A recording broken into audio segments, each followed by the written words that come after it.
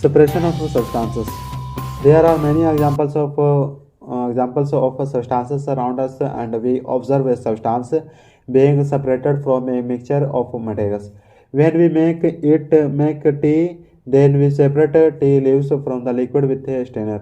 Grain is separated from stalks while harvesting. Curd or milk is churned to separate the butter. We grind cotton by our hands to separate its seeds.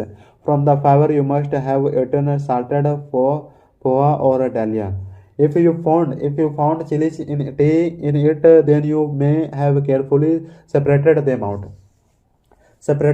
out before eating. Let us assume that you are given a basket containing guavas and mangoes and asked to separate them. What would you do for this? We place one kind of fruits in a separate container. In a separate container. Is it right? What would you do? If the materials you want to separate are much smaller than guava or mango? Suppose you are given a glass of sand with salt mixed in it and asked to separate them. We can separate salt from this mixture by our hand.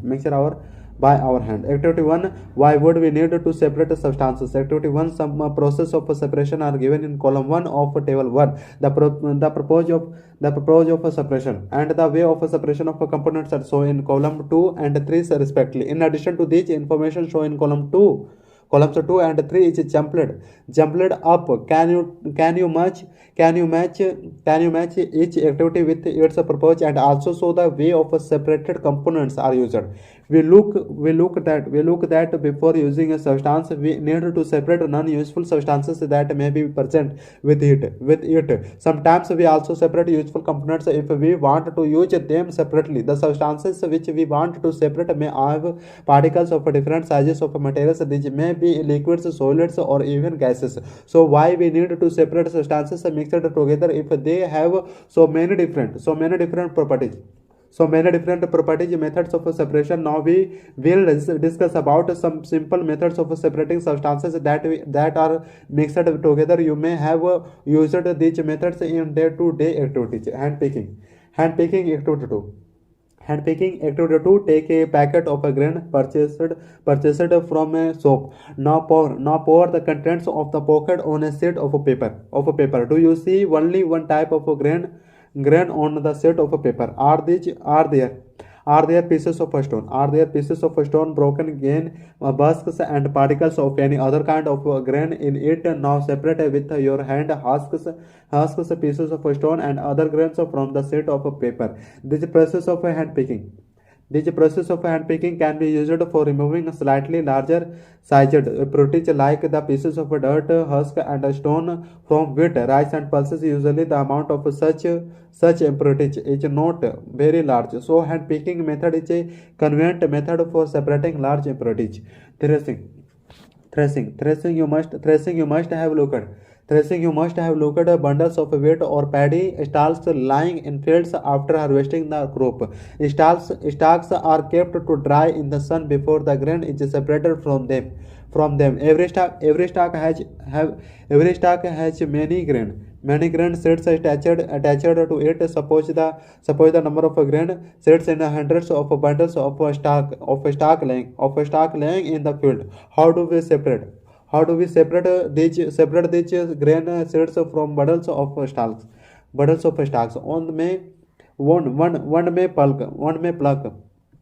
One may pluck mangoes or bananas from the trees, but grain seeds are much smaller than mangoes or bananas. So plucking them from their stalks would be very difficult. How do we separate grain seeds from their stalks? Handpicking stones from grain. The method that is used to separate grain from stalks in threshing. In this method, we separate the grain seeds from the stalks by beating them. Sometimes we use blocks. Blocks for threshing machines are also brought in to use to thresh large quantities of grain. Winnowing. Activity 3. Prepare a mixture of a dry sand with sawdust. Put this mixture on a plate. On a plate, see this mixture. On a plate, see this mixture carefully. Can we separate the two different components easily? Are the size of particles of the two different components similar? Could we separate these components by hand picking? Now bring your mixture. Now bring your mixture to an one place and keep it on a raised platform. Keep the mixture in a plate. Hold the plate containing the mixture carefully at your shoulder height. Tilt it slightly. Tilt it slightly so that the mixture slides out to earth slowly.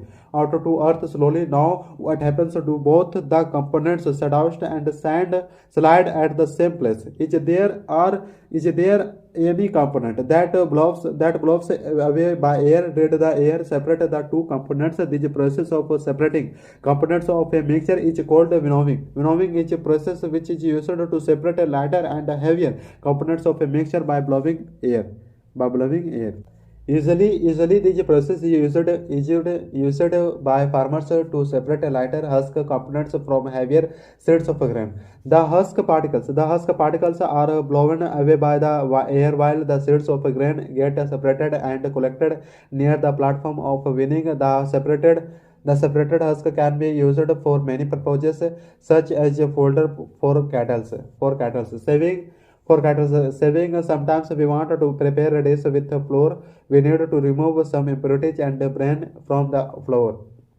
Then what should we do? For this, we use a sieve and pour the flour into it. Now the fine flour particles pass through the holes of the sieve while the bigger impurities remain on the sieve. Commonly in a flour mill, impurities like husk and stones are separated from wheat before grinding it. After that, a bagful of wheat is poured on a slanting sieve. The sieving separates pieces of stones, stalk, and husk that may still remain with wheat after winnowing and threshing. You may have also located similar bigger sieves being used in construction of houses or building to separate stones and spindles from sand. Activity 4. Take a sieve and a small quantity of flour. Sieve the flour to remove any impurities in it. After that, make a fine powder of chalk pieces and mix it with the flour. Can we separate the flour from the powdered chalk by sieving? Sieving is used when particles of a mixture have different sizes. Sedimentation, decantation, and filtration. Sedimentation, decantation, filtration. Sometimes we can sedimentation, decantation, and filtration. Sometimes we cannot separate components of a mixture of handpicking and winnowing. For example, there may be some lighter impurities like soil or dust particles in rice or pulses. How are such impurities removed from pulses or rice before cooking? Usually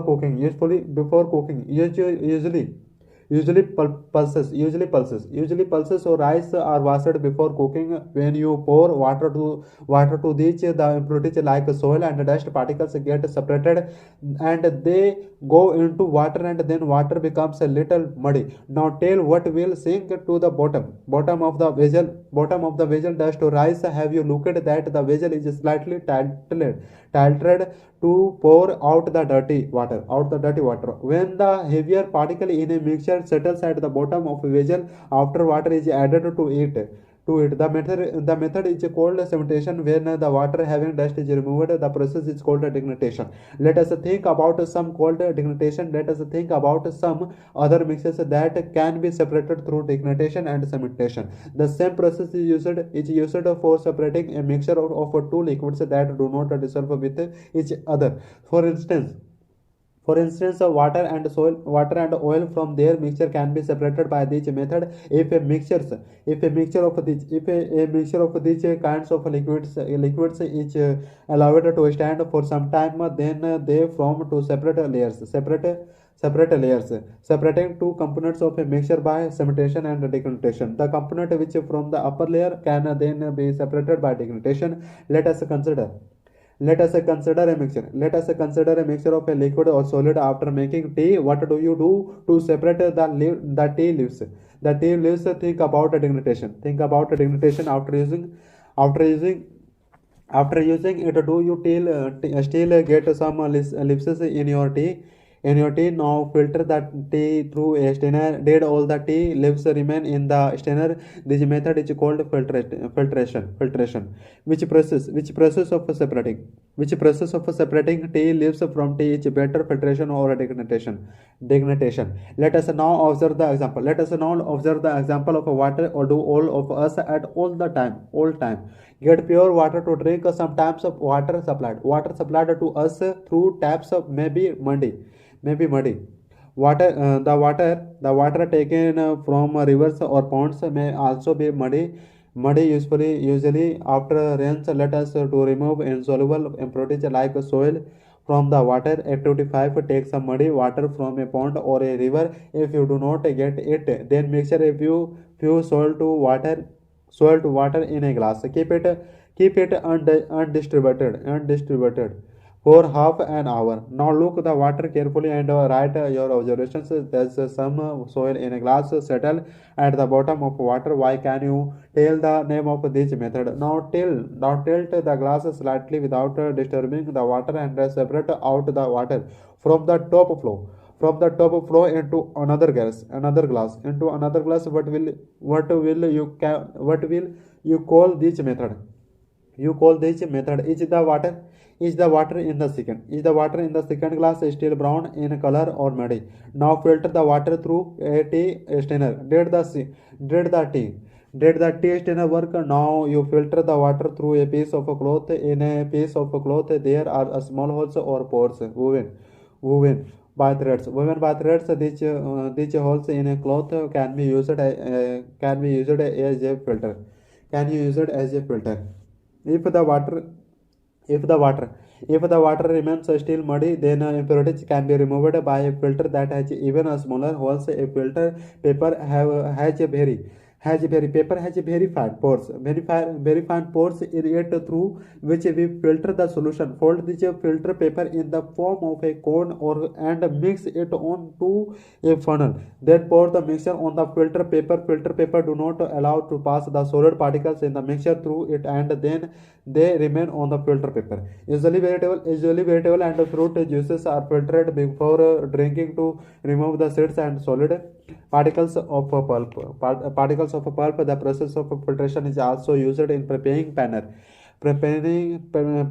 paneer in our homes. You might have looked at that. For preparing paneer, a few drops of lemon juice are mixed with milk as it boils. This provides as a mixture of particles of liquids and solid paneer. The paneer is then separated by filtering the mixture using a fine cloth or a strainer. Evaporation. Activity 6. Heat a beaker, having it some water. Allow the water to boil. If you heat the water continue, then water turns into steam and disappears completely. Pour 2 spoons of salt to water in another beaker and then stir it well. Do you observe any change in the color of water? Can you look any salt in the beaker? After stirring, heat the beaker containing the saline water. Allow the water to boil. What will you see? What is left in the beaker? In this activity, we used the method of evaporation to remove the water from salt. The method used to change the water into its vapor is called evaporation. This method of evaporation takes place continuously wherever you see water. Do you know from where salt comes? See, water contains many salts dissolved in it. One of these salts is the common salt. When sea water is allowed to stand in shallow pits and sunlight falls directly on it, then the water gets heated by sunlight and slowly converts into water vapor through evaporation process. After few days, the water evaporates completely, and we get solid salts left in pits. We get common salt from this mixture of salts by further purification. Use of more than one method of separation. We have studied about some process of separation of substances from their mixtures. One process is not enough to separate the different substances contained in a mixture. in a mixture. In such a situation, we need to use more than one of these process. Activity 7. Activity 7. Take a mixture of salt and sand. How will we separate these substances? We have already observed that hand picking would not be a suitable method for separating these. Put this mixture in a beaker and add some water to this. Allow the beaker to stand some time. Do you observe the sand setting down at the bottom of the beaker? Now we can separate the sand by decantation or filtration. What do you find in the decanted liquid? Do you think that this water contains the salt that was present in the mixture at the beginning? Now we need to separate the salt from the decanted liquid. Put this liquid to a kettle and close its lid.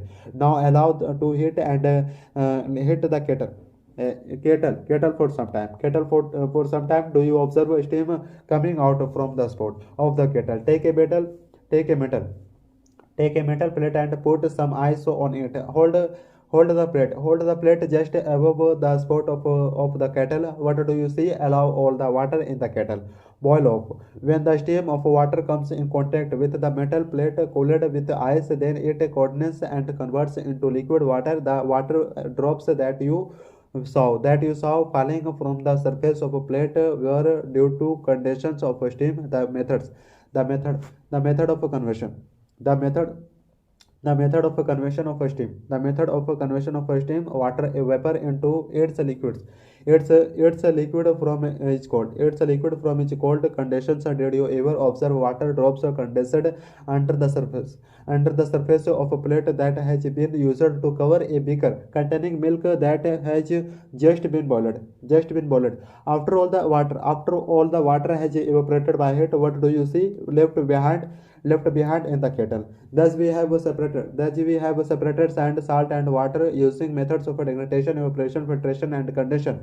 Seema faced at a difficult situation while recovering salt mixed with sand. She had mixed very much salt in a small amount of sand. She then tried the process given in activity 7 to recover the salt, but she could recover only a small part of the salt that she had taken in a being. What could have gone wrong? Can water dissolve any amount of a substance? In chapter 4, we read that many substances dissolve in water and make a solution. So these substances are soluble in water. What will happen? What will happen if we mix more and more of these substances in a fixed amount of water? Activity 8. Take a beaker, a spoon, water, and salt. Pour half a cup of water in the beaker. Add one teaspoonful of salt and stir it gently until the salt mixes completely. Again, pour a teaspoon of salt in a beaker and stir it well. Go on pouring salt one teaspoon at a time and stir. After adding a few spoons of salt in water, do you see that some salt remains undissolved and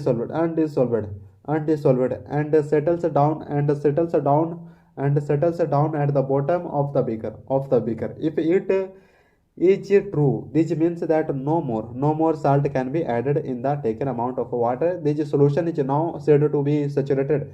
Here is the answer of Seema's mistake when she tried to recover large quantity of salt mixed with sand. There the quantity of mixed salt was much more than that required to make a saturated solution. Thus the undissolved salt in water would have remained mixed with the sand and could not be got back. She could solve her problem by adding a large quantity of water. Assume she did not has enough quantity of water to dissolve all the salt mixed with the sand. Is there any other way that water could be made to dissolve water salt before the solution becomes saturated? Let us try some methods. Activity 9. Pour some water in a beaker and add salt in it until it cannot dissolve anymore. In this way, we get a saturated solution of salt in water. Now add some salt to this saturated solution and heat it. What do you observe? What happens to the dissolved salt in the bottom of the beaker? Does it completely dissolve? If it is true, can we dissolve? Can we dissolve more salt in this solution by heating it? Now cool this hot solution. Now cool this hot solution. Does the salt again settle at the bottom of the beaker? The process suggests that a larger quantity of salt can be dissolved in water on heating. Does water dissolve equal amounts of different soluble substances in it? Let us try to find out. Activity 10. Activity 10. Take two glasses and add half a cup of water in each of them. Add a teaspoonful of salt to first glass and stir it gently till the salt dissolves. Go on adding one teaspoon of salt at a time till the solution becomes saturated. Let us try some methods. Activity 9. Pour some water in a beaker and add salt in it until it cannot dissolve any more salt. In this way, we get a saturated solution of salt in water. Now add some salt to this saturated solution and heat it. What do you observe? What happens to the dissolved salt in the bottom of the beaker? Does it completely dissolve? If it is true, can we dissolve more salt in this solution by heating it? Now cool this hot solution. Does the salt again settle at the bottom of the beaker? The process suggests that a larger quantity of salt can be dissolved in water on heating. Does water dissolve equal amounts of different soluble substances in it? Let us try to find out. Activity 10. Take two glasses and add half a cup of water in each of them. Add a teaspoon of salt to first glass and stir it gently till the salt dissolves. Go on adding 1 teaspoon of salt at a time till the solution becomes saturated. Note down the number of spoons of salt that dissolved in the water. Now repeat the same process with sugar. Repeat this process with some other substances which are soluble in water. What do you observe from the given table? Do you observe that water dissolves different substances in different quantities? We read a few processes of separating substances. Some of the process of separation discussed in the chapter are also used in a science laboratory. We have also read that a solution is made by dissolving a substance in a liquid. A solution becomes a saturated solution if it cannot dissolve more of the substance in it.